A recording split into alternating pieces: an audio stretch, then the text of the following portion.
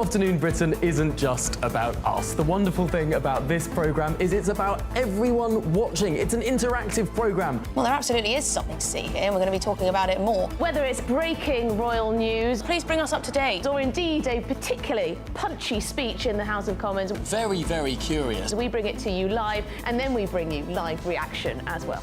That's Good Afternoon Britain, weekdays from midday. Only on GBNews, the People's Channel, Britain's news channel.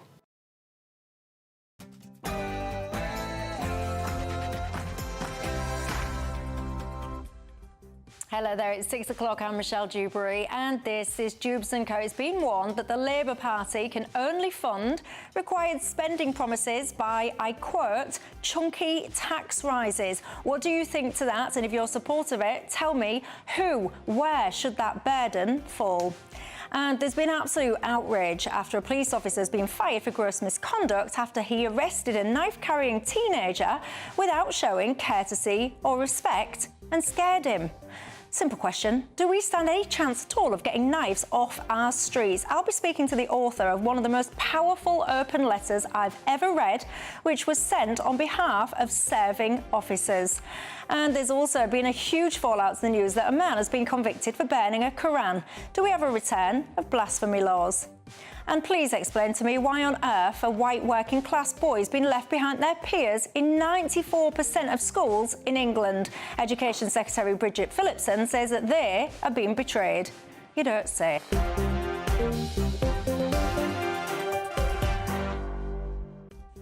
I've got all of that and lots more keeping me company tonight. GB News presenter Matt Goodwin and political activist Chris Worrell.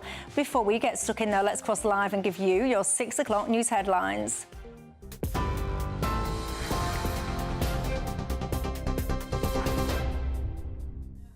Very good evening now. Let's bring you up to speed with the latest headlines at 6 o'clock. Now, the Tories have dismissed government claims that the surge in small boat crossings is due to better weather in the Channel in the first part of the year. The government has for the first time published the so-called red days, where favourable weather makes crossings to the UK easier. They show that there were 60 red days between the 1st of January and the 30th of April this year, where we saw better wind speed, wave heights and the likelihood of rain all affecting crossings. Shadow Home Secretary Chris Philp has claimed that the government's excuse is similar to that of a lazy student, claiming that the dog ate my homework. Numbers have gone up regardless of the weather in the English Channel. Look, the simple fact is this, 2025 so far has been the worst year in history for illegal crossings. There is no excuse for that. And frankly, if the Labour government's plan for border security is to pray for bad weather, then we're in big trouble. Their own Defence Secretary says they've lost control of our borders. Their plan to smash the gangs lies in tatters. They made a catastrophic mistake by cancelling the Rwanda deterrent just a few days before it started, and this is the result: total loss of border control and the largest number of illegal immigrants crossing the Channel in history. Footage of a former police officer shouting, swearing and holding a boy's throat has been released by Dorset Police Force. A warning: the video does contain content that some viewers may find distressing. The force says they've released the footage to tackle misinformation surrounding the case. PC Lorncastle had twice won a National Bravery Award prior to his dismissal. A misconduct hearing has heard that the 15-year-old did have a knife on him at the time of his arrest, but an independent panel found that PC Castle failed to act with, quote, self-control or professionalism. Search teams in Portugal have begun draining a well and clearing dense undergrowth as part of the latest operation to find clues in the disappearance of Madeleine McCann. German and Portuguese officers are working near abandoned buildings just a few miles from Praia de Luz, where the 3-year-old vanished in 2007. It's part of an investigation into prime suspect Christian Bruckner, who's currently in prison and due for release in September unless new charges are filed. Specialist teams are expected to examine 21 plots of land using ground-scanning radars and forensic tools. Madeleine's family say their determination to leave no stone unturned remains as strong as ever. And the government is threatening legal action against Roman Abramovich to ensure that £2.5 billion from the sale of Chelsea FC goes to Ukraine. The funds have been frozen since 2022, when the Russian billionaire was sanctioned following Moscow's full-scale invasion. Abramovich wants the money to help all victims of the war, including in Russia. But ministers say it must go solely to Ukrainian humanitarian aid. The Chancellor, Rachel Reeves, and Foreign Secretary David Lammy say they're deeply frustrated and they're ready to take the dispute to court. Those are the latest GB News headlines for now. More in an hour, but now it's back to Michelle. For the very latest GB News direct to your smartphone, sign up to news alerts by scanning the QR code or go to gbnews.com/alerts.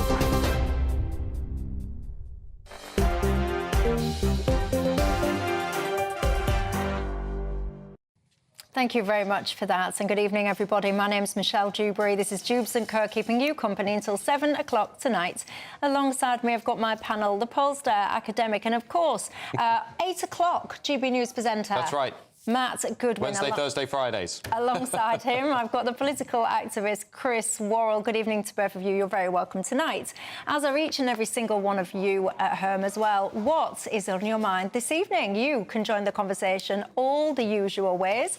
You can email gbviews@gbnews.com.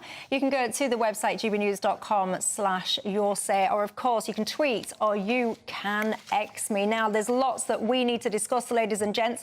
I need to ask you, would you be prepared to pay more tax? Because Labour, they've got all of these ambitions about what we're going to be spending money on, but who's going to fund it and how? Who should shoulder that burden? Before I get into that, though, a story that has got so many of you talking tonight. It's all about an incident that occurred last year when it came to arresting a teenage suspect that was suspected of being involved in more than one assault. I will just play you a clip of this body camera footage. It's been released. I do have to tell you, it is very distressing. So you might just want to shut your eyes and your ears for a second, but here it is. You're under arrest! Look, you're under arrest! Look! Get on the floor! Get down on now! Get down on the floor! Now! Get down! Show me your f***ing hands! Show me your f***ing hands! Now! Right! Stay where you are! Now! I've done nothing! Put your f***ing hand behind your... Now, so this all relates to the officer's behaviour during that arrest and whether or not it was professional, responsible, and whether or not it was gross misconduct. I've got to say, the officer involved, he had a long-standing record, a very respectable officer by all accounts. He has been fired with immediate effect for gross misconduct because apparently he used unreasonable language. He didn't show respect and courtesy towards that teenager. I've got to say, I've seen a lot of coverage about this, and one of the most effective emotional open letters I have ever read was on this subject today, and it was from the author of something called the ESN report, and it was a letter that was written to the daughters of the officer that has been fired. The author of this now joins me. I'm keeping him anonymous, so he's joining me on the telephone. I want to say good evening to you. As I've just announced, this is one of the most emotional letters I've ever read. Can you just talk us through the contents for any viewers that haven't seen it? Michelle, thanks for having me on, and thanks for your comments about the open letter. I do appreciate it. I have been following the story for the last few days and been sort of making sure I've been kept abreast of all the details. And when I saw a picture of former PC Lawn being given a commendation or bravery award, standing there with his family and his 3 young daughters, I've got young children myself. I just felt compelled to write something to them, an open letter, just to say to them that, you know, your dad is the sort of person who when I was serving in the police, would have gone to any kind of call with, because I know that he would have had my back, and I know that he would have had the back of my colleagues. And I thought it was really important for them to know that, because in times like this, there's so much information being pumped around out there. And I didn't want them to one day look back at this, or their children to one day look back at this and Google, you know, what happened to their dad or their granddad in years to come, and not be given an account that does their father justice. And that's one of the reasons why I wrote that open letter to them, just so that they could reference it one day, or maybe their children could reference it one day, and really read about what it is that it takes to be a police officer in modern-day Britain in 2025, the characteristics and traits that you need, and the fact that their dad has all of those characteristics and traits. And because he lost his cool during an encounter that happened at the end of his shift, an encounter that he didn't even need to go to. He'd finished his shift. He'd finished a 10-hour shift. The call came out. 999 calls were made by members of the public. Instead of leaving it and going home, he decided to race to that call to help people out. And because of it, he lost his job. And I don't think it's fair, and a lot of people don't think it's fair. You actually describe him in lots of ways as a sacrificial lamb in this letter, and you say that he's not the only one. You talk about how this officer is the kind of officer that you would have liked and felt proud and safe to have had alongside you in an incident.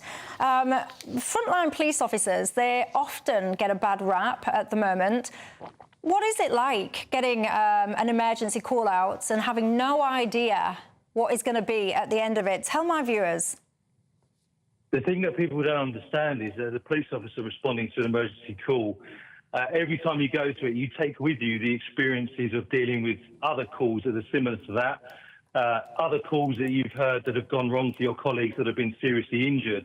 And when you hear reports coming in of somebody possibly armed with a knife or somebody possibly involved with violence, you go into that situation expecting the worst, because you know that if you go into it with your guard down, that could be the last call you ever respond to. And I think that's what the wider public perhaps do not understand, that after years and years of responding to emergency calls, you go prepared to calls expecting the worst. And if you come out of that encounter without being injured, then that's a bonus. And I think, you know, what's happened here is that the situation has been presented to the officer who's responded to it. He's expected certain things to sort of pan out in a way that might not have gone in his favour, and he's prepared for that.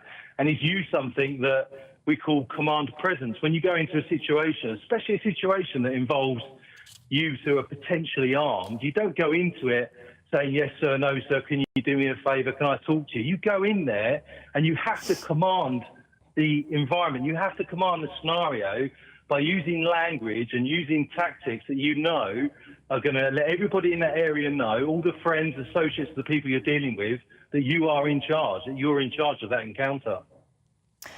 If I put to you some of the points that you'll be aware of, the panel that basically ruled on this outcome, if you like, they're saying that, yes, it's fair enough to be robust, yes, it's fair enough to be proactive and all the rest of it, but you have to use your powers proportionately and with respect.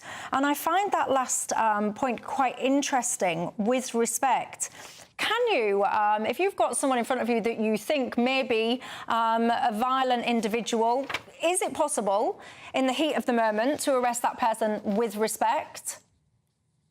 Honestly, it's absolutely ridiculous. So I was a police officer in the East End of London for a number of years, and whenever me and my colleagues responded to calls involving gang violence, and I'm talking about serious incidents of violence, if I'd have got out of the patrol car and walked over to a gang of individuals who are anti-police and said to them, hello, chaps, how are we all doing? Do you mind if I have a word? They would have laughed at me. They would have laughed at me. And that's what is missing at the moment. So many police officers are so scared to act in a way that gives them command presence because they're worried about either ending up on the news in a partial clip that goes viral, or they're worried about ending up in the same situation as PC Lawn, getting kicked out of the job for what many people believe is to appease the optics of an anti-police crowd that will never like the police. Doesn't matter what they do. You have to go in there and you have to command the situation. You have to have command presence. Going in there talking about courtesy and respect when you don't know what you're going into, you don't know who's going to be armed, you don't know what they're armed with. If you go into that situation, you come across as being weak, that's it. It's game over for you. And I've seen it myself firsthand, and many police officers on the front line experience it every single day. So I am all in favour of law and order, and I do respect frontline officers, and I feel sorry for them often because I think that they are often unsupported by management. But I'm also a mum. And some of my viewers will have watched this arrest, and this is a 15-year-old kid.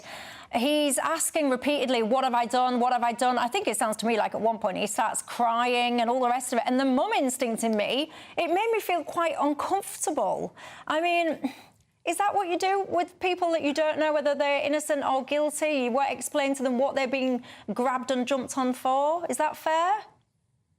It does make me feel uncomfortable. I've got young kids as well, and I think if that would have been my son on the floor, I would have felt the same as well. But what people have to understand is that the police are there to police. They're there to take on a threat that everybody else runs away from. And unless you've been in that situation, unless you've spent years on the front line responding to 999 calls where you're the first on scene to a multiple stabbing, where you're trying to save someone's life, someone who's bleeding out in front of you, who's been stabbed, you know, especially nowadays, teenagers.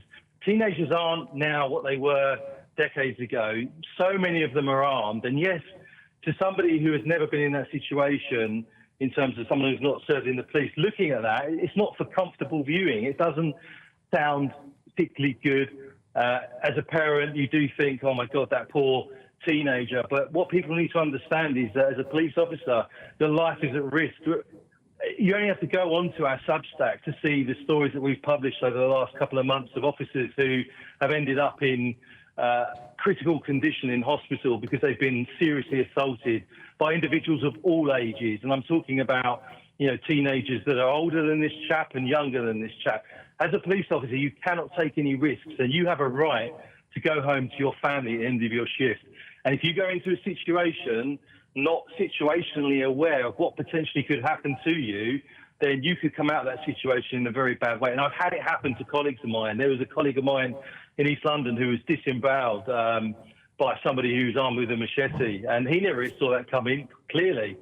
You have to go in there and you have to assert dominance, and it doesn't look good, it doesn't look nice, but policing isn't pretty and it isn't nice. Interesting insight. Thank you very much for your time. The website there, that is the author of An Open Letter. He's also the founder of esnreport.substack.com, emergency service news. What do you think to what you heard there? I will share a link as well to that letter if you want to read it in full yourself. I've got to say that the boy, he was not charged with the assaults. Apparently the people didn't carry on giving the evidence required to see that through, so he wasn't charged there. He was found to be carrying a knife, and I think that emerged quite a few minutes after the arrest started to take place. Chris Worrell, your thoughts? Well, I mean, if you can't handle a mouthy teen, then do you really belong in a uniform? He's come up to a 15-year-old that could be innocent, it could be a misidentification, and he's thrown him on the ground and he's put his hands around his neck. Now, he didn't put his hands around his neck. Well, the video... He put his hand on the guy's throat. He didn't put his hands around the guy's neck. He's given some, explanation as what he did and didn't do there. But you've got to maintain the fact that, we've got to be consistent. In 2022, there was Nicola Voke-Williams who slapped a 15-year-old. She was fired too. And if we're going to be consistent, people are going to have trust in the system. If you don't have that consistency and application of you can't assault 15-year-olds, whether you know they're guilty or not, you haven't even interviewed them yet, you have mistaken identity. We can't be having police. I know, but Chris, that. with all due respect, I mean, you're making out that 15-year-olds in this day and age, they're all just really nice people that might have a little bit of lip. I mean, so many 15-year-olds now, they walk around with machetes shoved down their pants. They are violent thug wrong-uns. I mean, you might feel comfortable walking up and asking for a nice little polite chat with them. I certainly wouldn't. It doesn't give you a free pass to manhandle a child. The bottom line is, accountability is not optional. He's even admitted that he lost control of the situation. So, he's had a long career, and there's, can be past commendations to one side. It doesn't negate the fact that you can't be, doing violence against a child, which is what he's done. Matt? Yeah, I mean, I think just before talking about this particular case, I just want to say make one broader point, which is probably like lots of people watching this show, I'm getting pretty sick and tired of the institutions in this country, the courts and the judges in this country, the political leaders in this country, siding with the people who break our laws, disrespect our laws, violate our laws, whether it's illegal migrants coming in over the boats, whether it's letting criminals out of prison early, whether it's giving the benefit of the doubt to suspected criminals over courageous police officers. And I think we need to get back to turning that logic the other way around. In this particular case, this police officer might have made a mistake or two, but I'd like to live in a society where we give the men and women who in this very powerful open letter are described as the people who run towards danger, not away from it. Those are the people that we should be giving the benefit of the doubt to. There are millions of people out there in this country who are absolutely outraged by the way in which our system now is almost wired to support those who are undermining our laws rather than actually representing the law-abiding majority who are respecting our laws. And that has to change, or the social contract will break down, and it will break down by the decent majority withdrawing their support for this system. Well, we'll come on to that. And don't forget, of course, we do indeed have policing by consent in this country. Are you a current or former police officer? What do you make to everything you've just seen and heard? The independent panel involved found that PC Longcastle apparently failed to act with self-control during the incident and that he didn't treat the 15-year-old boy with courtesy or respect. He was shouting and swearing and finger-pointing, and he took a hold of the boy's face and throat and was suggesting using leg restraints. They say that wasn't reasonable nor proportionate. Get in touch all the usual ways and give me your thoughts. Let me also ask you, while you relax in your car or on your sofa tonight, would you be a frontline police officer in Britain today? I'll see you in 2.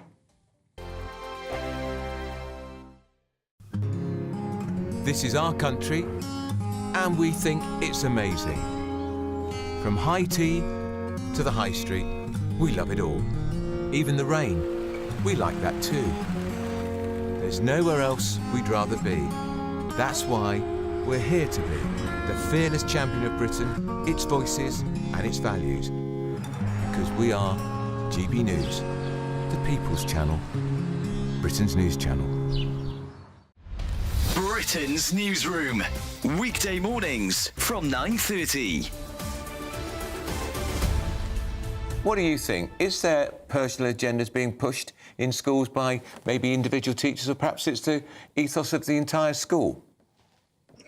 I don't think it's not widespread, but there are isolated incidents where, you hear about teachers who have put too much of their own personal opinion into things. And it's actually in the Teaching Standards of England, Part 2, about your professional and personal conduct as well, and also the prevent duty. So I think it's not widespread, but we do hear of cases where teachers have been struck off for this behaviour. So are there quite strict guidelines then, Christine, on what teachers can bring to the classroom? And would you know if a teacher is stepping outside of those boundaries? Yeah, 100%. You, as a head teacher and as a senior management team, you need to look at the curriculum, what's being taught, and how it's delivered within the classroom as well, because there are strict standards. And if a school is failing in that way, then it's not good at all. Fahima, what might the issues be with this, do you think, from your point of view? If a teacher brings their own ideas about identity politics, let's say, or actually just politics in general, into the classroom, should they be allowed to do that? To be honest, I don't think that teachers actually will bring their own politics into it. I think it's just their style of teaching, regardless of their opinion. I don't think they can rewrite history. It's only about expanding it. And good teaching presents multiple perspectives, especially in a diverse country like Britain. And it doesn't mean it's erasing sort of any sort of content or traditional. It just means that we're just, adding different voices and critical thinking. That's the whole idea about education, is critical thinking and not blind agreement. GB News, the People's Channel. Welcome back to Britain's Newsroom with Andrew and Beth. Hello everyone, Patrick Christie's here. I'm Michelle Dewberry. Britain's News Channel. Access the stories that matter to you. Take the GB News family with you on any device. And as long as you have an internet connection, tune in to GB News anywhere on the planet or beyond. GB News, the People's Channel, Britain's news channel.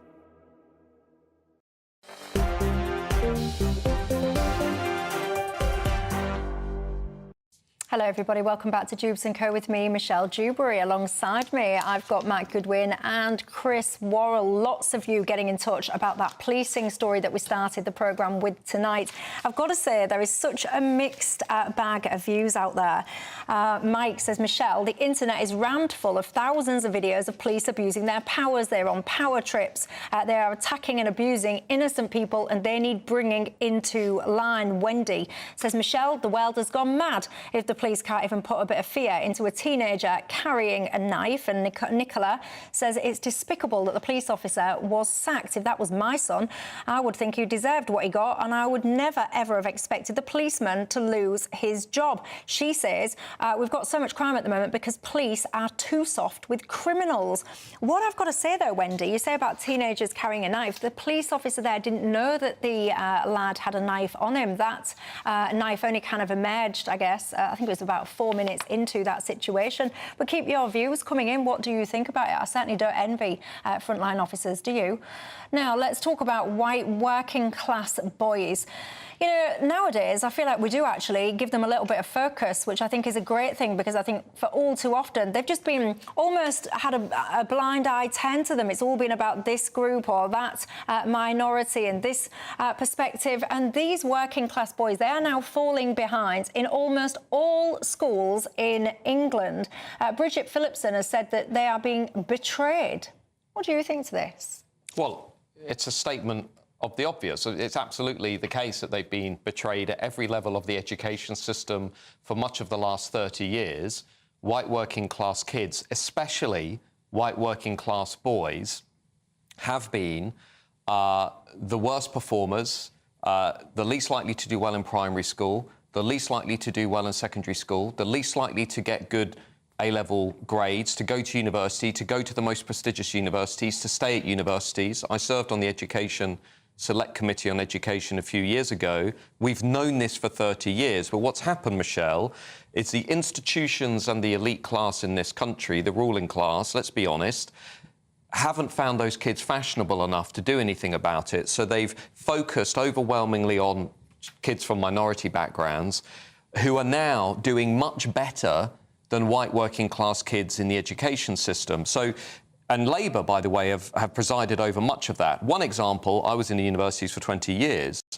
I mean, how bonkers is it that we give studentships and PhD scholarships, financial support to minority kids to take those prestigious courses, to take PhDs, that we don't make available to their white working class counterparts? It's outrageous. There was one think tank called Neon, which recently found only 1 in 5 universities were targeting white working class kids with help. Now, every other kid from every other minority group, they fall over themselves to help. And just my last point, I disagree with you, Michelle, actually, that we are now starting to talk about the white working class kids in the right way. Because let's not forget, we just had this absurd debate in this country about adolescence on Netflix, which falls over itself to portray, let's be honest, the white working class, as they've always been portrayed as problematic, as inherently dangerous, as suspicious, and something is wrong with them. If Bridget Phillipson means this, I want to see what action she's going to take. I remember the pressure being put on everyone to watch. Was it Kemi Badenoch, when they turned around to Kemi Badenoch and said, "Have you not watched Adolescence?" And they basically said it was appalling and a dereliction of duty. That was almost a suggestion that she hadn't watched this fictional drama on Netflix. How pathetic was that? Anyway, Chris, your thoughts? Well, look, I mean, I'm glad it's been acknowledged. Even, yeah, it has been going on for 30 years. And, you know, when I left school with lower than average GCSEs at like 15, 16, I was rejected to do A-levels, and I went and got an apprenticeship and then worked in a betting shop. And it was only because we had, like, further education colleges that I was able to go back in my mid-20s, later on in life, back to education. And then eventually got into university. But when you get into university, you know, that was through hardship bursaries, maintenance grants, all that kind of stuff.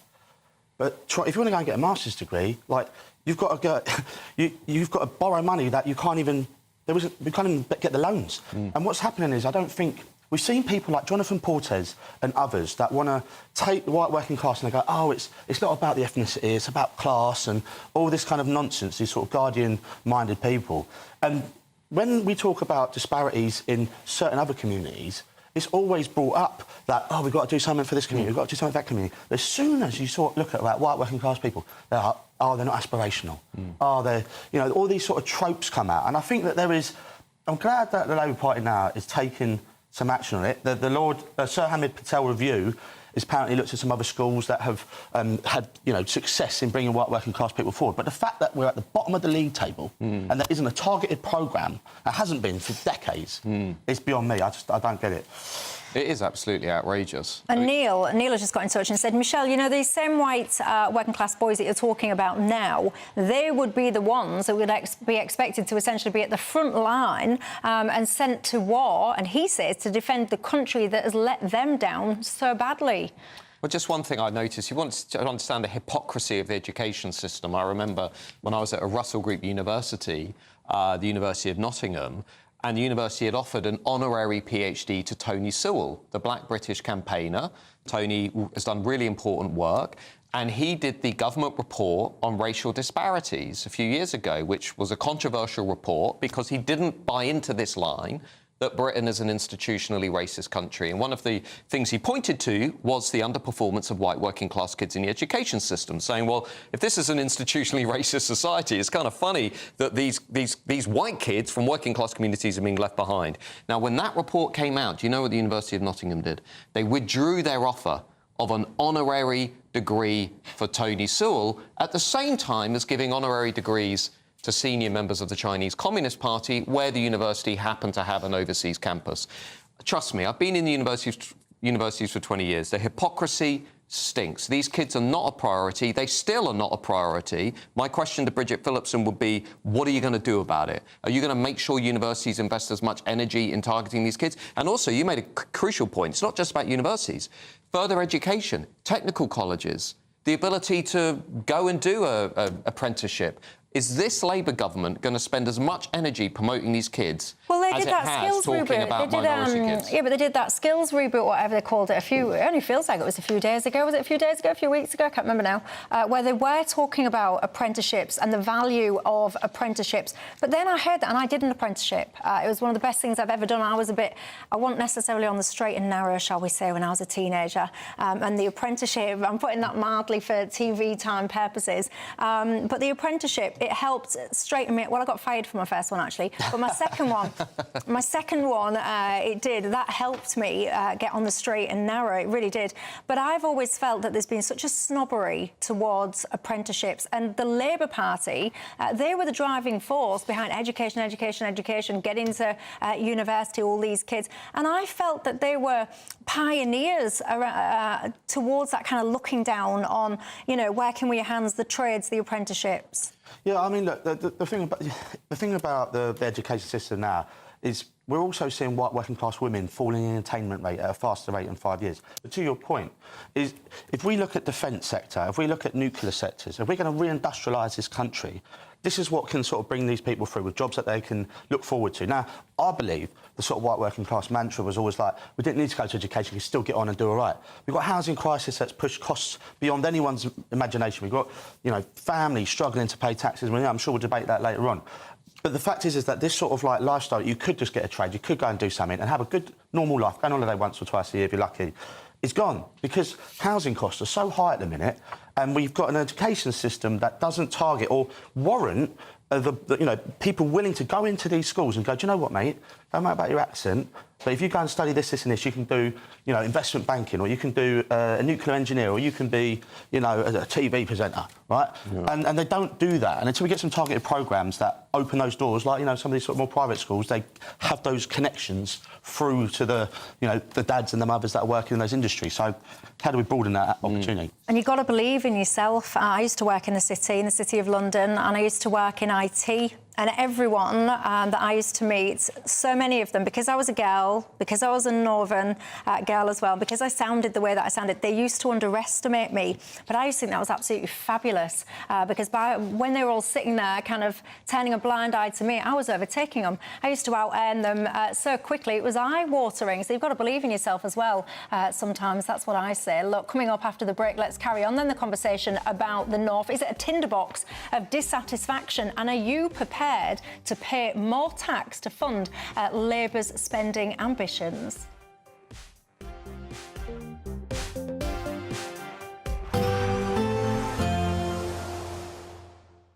Ready to soak up that holiday sunshine?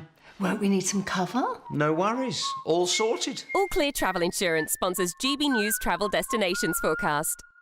The recent heat wave is easing across parts of Spain and Portugal, but plenty of severe thunderstorms remain across northern parts of Europe. But across the Canary Islands, Spain, Portugal, mostly settled, a little cloudy at times, but we could see some quite severe thunderstorms across southern France, southern Germany, northern parts of Italy. This could bring frequent lightning, hail and also some strong winds. But elsewhere across the central and eastern parts of the Mediterranean, plenty of sunshine and temperatures are on the up through the week.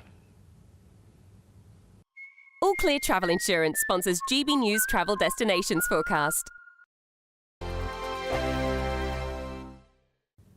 Good evening, I'm here with your GB News weather coming to you from the Met Office. It is still going to stay quite blustery with some further showers across northern parts overnight, and I think many of us will notice that it is a fair bit fresher than recent nights as well. It's all due to low pressure to the north of us, keeping those blustery winds, especially, like I said, towards the north, and we do have fresher air than of late across us too. Like I said, the showers across northern parts continuing through the night. They could merge into some longer spells of rain for Scotland and Northern Ireland in particular. Elsewhere, and apart from a few showers across western parts of England and Wales, it's looking largely dry, and there will be some clear skies around. The clear skies combined with that fresher air I mentioned, meaning that it is going to turn a little bit cooler than it has done through some recent nights. Nonetheless, we're not expecting a frost or anything, of course not. It's early June, but it is going to be a cool start to the day, a bright one for many across England and Wales. Just a few showers here and there towards the west. More showers as we head further north, these continuing through the night and continuing as we go through Wednesday, particularly across western parts of Scotland and much of Northern Ireland. Eastern Scotland towards Aberdeenshire, perhaps actually starting the day on a largely dry note. But as we go through the day, the showers generally are going to become a bit more widespread. There could be some heavy ones, even the odd rumble of thunder can't be ruled out.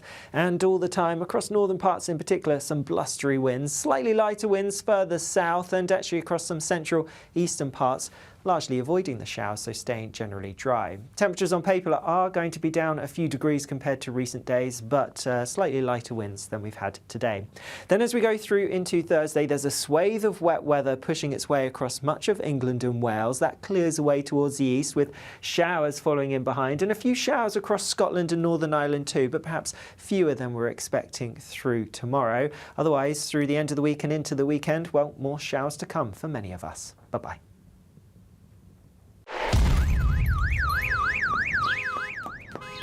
Crash Law 24 sponsors GB News Traffic and Travel Report. Good evening, this is the latest AI travel news from GBNews.com. Motorists on the M77 northbound near Junction 1 should expect delays due to a broken down vehicle, with lane 1 of 2 currently restricted. Maintenance work continues on the M4 eastbound at Junction 40.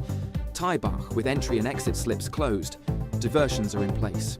On the M6 southbound, a collision between Junction 11 and 10 causes disruption, with 2 out of 3 lanes closed.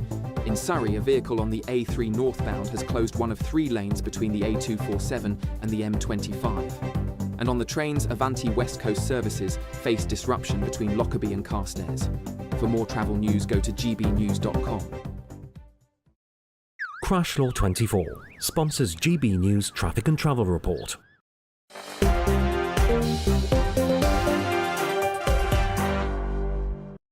Hello everybody, welcome back to Dewbs & Co with me, Michelle Dewberry, till 7. Pollster, academic, GB News presenter Matt Goodwin and the political activist Chris Worrell alongside me. The interview at the top of the show about the police officer that got fired with immediate effect for gross misconduct, for being a bit too rough and ready, shall we say, with a suspect that was 15 years old. I'm telling you, that has got such an outpouring of response from viewers at home. So many of you are absolutely furious by this. And this point that actually the officer didn't know that he had a knife on him, so many people are getting in touch saying this was the point. The officer didn't know, so he had to use his judgment. The guy was suspected of being involved in assaults. You're not going to go in there weekly, they say. Lots of you are getting in touch that are current officers, former officers. I mean, reading your perspectives, you were saying at the end of the day, Michelle, children are killing each other every single week in this country. You have to go in expecting the worst. Ask yourself this, Michelle, if anyone watches that arrest and feels uncomfortable, how much more uncomfortable would you feel if your son had been stabbed to death. And then you wanted the people that may or may not have been involved arrested and taken safely off the streets. I hear you. One of my other viewers has said, you know what, it's getting so bad for police officers in this country, they should all walk away and protect themselves now. Blimey, that would be not a great thing to happen, would it? Keep your thoughts on that one coming in. Let's talk, though, shall we, about the Labour Party. I mean, there's so much to unpick here. Where do we even begin? So much growing frustration with the government, apparently. Dissatisfaction is reportedly growing quicker than a quick thing from Quickland. Lisa Nandy, the Culture Secretary, has apparently told the media that the mood in Labour's old post-industrial heartlands in the north could go up in flames, apparently. What do you think to that? Well, what do they expect? I mean, the Labour government's approval rating is currently 16%, which leads me to wonder whether 16% of people in this country are actually on drugs. No idea why people are approving of this government. They've done basically the opposite of what they said. They said they wouldn't raise taxes. They raised taxes. They said they keep spending under control. They've gone on a spending splurge. They said they control the borders. They've lost control of the borders. They said they'd bring down immigration. They actually haven't done anything to bring down the legal migration that we saw over the last couple of weeks. That's a legacy of the previous government. They're soft on crime. We've got two-tier policing all over the place. We've got, you know, scandals like the Lucy Connolly case, among many others. I just don't think this government is fundamentally in touch with the people. And if you look at those red wall areas, Michelle, if you look at the latest polling in the red wall, on current polling, Labour are going to lose more seats to Nigel Farage and Reform than Labour lost to Boris Johnson in 2019. And it isn't just Northern England. Wales always gets left out of this conversation, but Wales is critically important because of what will happen at the elections next year. I think Labour have treated their traditional heartlands with contempt for so long that those voters are now pretty much up for any alternative to this Labour government. Chris? Well, look, I mean, it's obvious that what's going on with the Labour Party right now is not resonating with the public, and it's been going in one direction. And I think Keir Starmer's appointment of the Attorney General, that Lord Herman, I think he's made some sort of absolute clangers. He's had an overzealous approach to things like any bill going through Parliament, particularly the Border Security Bill, which has been delayed. And we're seeing, yes, there were some record levels of, like last week, of small boats coming over, but didn't beat some of the ones a few years before. But the reality is he's been stopping any bill coming through because he wants to scrutinise every detail. And, you know, these things are political appointments, and he's been quite, you know, fairly being attacked over, right, well, you know, you have blank rule for your barrister, but he's been representing Jerry Adams and Shamima Begum. You know, that doesn't go down well with the public. And I think we need to make sure that if the Labour Party's got any chance of getting back in this, it needs to be getting right on to these things a lot more quicker. Well, just briefly on that. So the small boat numbers are up 43% on this time last year. The borders are total chaos. I genuinely believe that immigration is the big reason why 100%. A lot of people are so frustrated with this Labour government.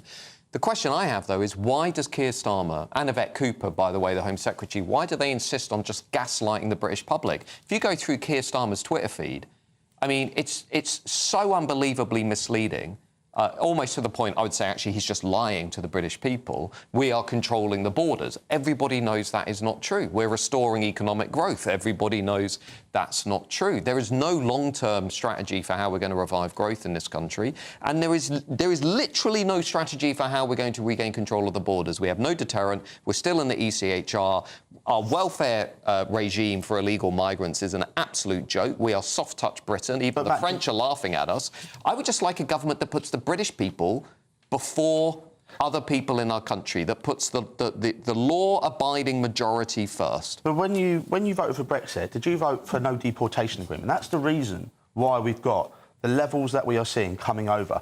The Rwanda plan was never going to work. The deterrent in the border security... Hang on. The deterrent in the border security... How do you know the Rwanda plan was going to work? You didn't know it because it was legally impossible to implement. Oh, right? hang on. So no. So why is every European government now, from Italy to Denmark to Germany, going for offshore third-party processing hubs? Because they all know it's going to work. No. Well, let's get with the Rwanda plan was going to put people in Rwanda and then process them there. Great. The return hubs, well, once they've been failed and they pass through and they're getting them out. There's two different things. No, what? The legal implications, and this has got, like, a lot of people have looked at the Rwanda plan type stuff before, but it just failed at every hurdle. It was too complicated. By not giving citizenship, you disincentivise someone coming over. The reason we got them coming over is because they can't be sent back. OK. But the reason that Lisa Nandy is saying the red wall is a tinderbox because of migration, because the Labour government is basically lying to the British people, saying it's taking control and it isn't. What Labour decided to do was the opposite of what Rishi Sunak did. Now, I'm not Rishi Sunak's biggest fan. I'm not the biggest fan of the Conservative Party, but at least they understood the importance of detain and deport. If illegal migrants, if Iranian terrorists, if criminals are entering our country illegally, they do not get put into Britain's communities. They get detained and deported immediately. That was the illegal migration bill, and that was the Rwanda plan. What Labour decided to do, which was just insanity, is they would get rid of all of that. They would decriminalise illegal migration, and they would then approve the vast majority of asylum claims in this country. So if you're in the red wall, and they expanded the use of hotels, 5.5 million a day, and they put most of those hotels in Northern England. So no wonder Northern England is up in arms. The detention centres are being built in Dunkirk, and they have been opposed by NIMBYs in this country. So if we had not been NIMBY and not my backyard... shouldn't be here, Chris. Well, I get that, but through Brexit, we got rid of a deportation agreement, and all the people that battled for Brexit... Are you talking about Dublin? I'm talking about Dublin agreement to that never worked. Never worked. We took more than we sent away. We never used it, Matt, because you know what? If you've got a returns agreement, then we go, I can send them back to where they came from, which was France, right, over a little bit of water, and we never utilised it, and then now we removed ourselves from the only agreement that allowed us to do it. That's what's mad about. What do you think to it all? I can tell you there's quite a lot of strong sentiments coming in. It won't surprise you. There's so much frustration from viewers that if they dared to raise concerns about immigration, and they've wanted to raise these concerns, they've tried to raise these concerns for a long time, all the name-calling came their way. A lot of people also think that actually, industrially, economically, these places in the north have just had a blind eye turned to them. They've just been left disregarded. Lots of you getting in touch as well about the white working class issue. One of my viewers made a very good point. Michelle, why do we fund driving lessons and things like that for asylum seekers? Why aren't we funding those kind of things for white working class Brits and helping them get on in life? That's a very good question indeed. Look, we've got lots more to discuss after the break. Do you think we've got blasphemy laws re-entering this country? I'll see you in 2.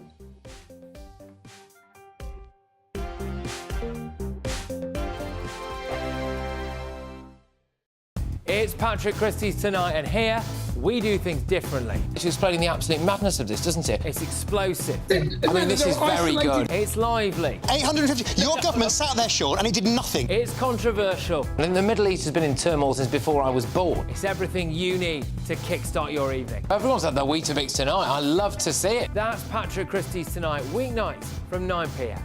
Only on GB News, the People's Channel, Britain's news channel. What is the state of our economy? What is the state of our National Health Service? What is the state of our schools? What on earth is going on? Understanding Britain means understanding the state we are in. This is State of the Nation with me, Matt Goodwin, Wednesdays, Thursdays and Fridays from 8 p.m. on GB News. Good Afternoon Britain isn't just about us. The wonderful thing about this programme is it's about everyone watching. It's an interactive programme. Well, there absolutely is something to see here, and we're going to be talking about it more. Whether it's breaking royal news, please bring us up to date, or indeed a particularly punchy speech in the House of Commons. Very, very curious. We bring it to you live, and then we bring you live reaction as well. That's Good Afternoon Britain, weekdays from midday. Only on GB News, the People's Channel, Britain's news channel. In the GB Newsroom, we bring you the news as it happens. With our team of dedicated journalists across the UK, we're ready to keep you up to date with what's happening every half an hour, every single day. Bulletins here on GB News, the People's Channel, Britain's news channel. Mornings don't have to be tiresome, especially if you have the right company. Wake up to news as it happens, opinion and debate, and of course, a little bit of entertainment too. Because when the kettle's on, we're on. That's Breakfast on GB News, a show worth waking up for. Every morning from 6 a.m. Only on the People's Channel, Britain's news channel. We'll spread the news, you spread the word. Headliners on GB News 11 p.m. every night. It's got 3 top comedians going through the next day's newspapers so you don't have to read them, which is great. That's a good point. He's lying. I mean, maybe he's not lying. That's Headliners every night from 11 p.m. and 5 a.m. as well on GB News, Britain's news channel. From the school run to the home run, watch a new show for all of Britain. He can say whatever he wants. A straight-talking show where all voices are heard. And, you know, when are we going to stop talking about smashing the gangs and actually do it? With the stories that matter from every part of our country. There's a bit of a crash landing there for your Chancellor. Bold, fearless and standing up for you. That's me, Martin Dewbs, 3 p.m. till 6 p.m, weekdays, here only on GB News. The People's Channel, Britain's news channel.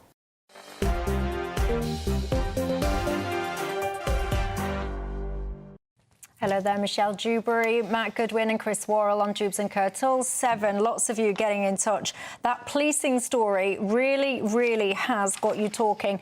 The suggestion that I'm getting loud and clear from you guys at home is that actually you want police officers to be tougher. You want law and order to be restored to the streets of Britain. That officer lost his job for not using respectful, polite conduct, for frightening the teenage suspect. Many of you are getting in touch saying you want to see teenagers frightened. You want them to be fearful of law and order again in this country. Many of you saying that actually that would be a good thing. It's not about hurt feelings. It's about trying to stop people running riot on the streets of Britain with knives down their pants.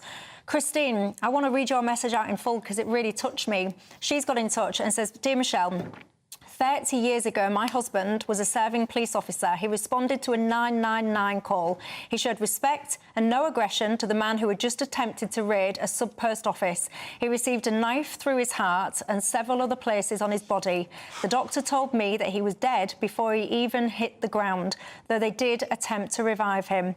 Police officers pay the ultimate price." She says that she's got 2 adult children and that she would not wish what they went through on any other family. Honestly, Christine, your message really did bring goosebumps to me, and we're so sorry for your loss. And thank you to each and every single serving officer in this country. You don't know what you're running into. So many of you have family and loved ones at home, and you absolutely deserve to return home to them. Now, I want to, before I finish the show tonight, I just want to touch on a story that got many of you talking from yesterday. Hamid Joshkum, he was found guilty of religiously aggravated public order offence because he burned a Quran outside the Turkish consulate. Take a listen to him. Democracy of Great Britain is under serious threat, and people, just because they post opinions on social media, are arrested and they're attacked. The Prime Minister, Sir Keir Starmer, should especially take certain steps on this topic and not make any compromises so that he can protect or please this part of the community. He also went on to say he's had so many death threats as well. Matt Goodwin, your thoughts? Yeah, I mean, it's a very worrying turn of events. Obviously, it's a blasphemy law through the back door. There are lots of points about this case that I find very disturbing, including the judge's comment that this guy had obviously caused disorder because he was then beaten up and attacked. And so what we're establishing in this country is a heckler's veto, that if somebody is attacked and perhaps physically attacked, perhaps their life is put in danger, that sort of justifies the point that they had caused disorder. The other thing I find really disturbing about this is the silence on the Labour benches. Keir Starmer has previously defended somebody that defaced an American flag, has said almost nothing about this case. To my knowledge, very few Labour ministers have said anything about a teacher in Batley still in hiding because that teacher was perceived to have offended Muslims, not to mention the case of the young autistic boy who had dropped a copy of the Quran on the floor. There is a nervousness around discussing and debating and criticising Islam in this country. Let's be frank, Labour won't go near it for obvious reasons. Much of their support within minority communities comes from Muslim voters. There should be no space at all for anything that comes close to blasphemy.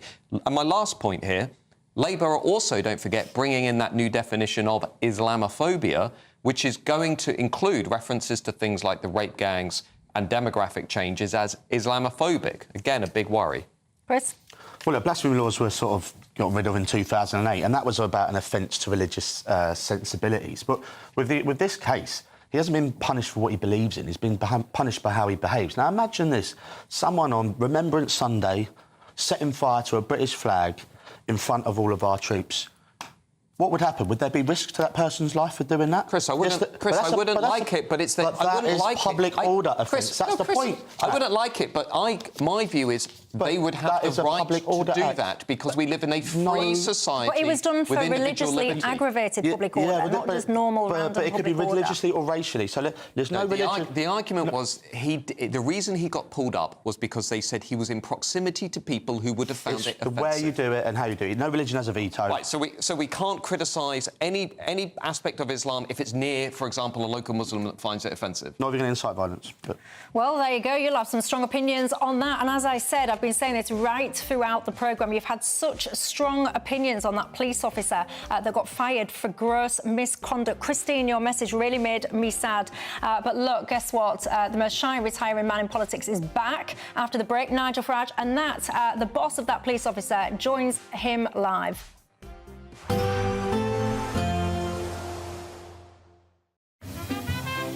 Heavy showers first thing will be followed by a warm, cosy day. Boxed Boilers, sponsors of weather on GB News.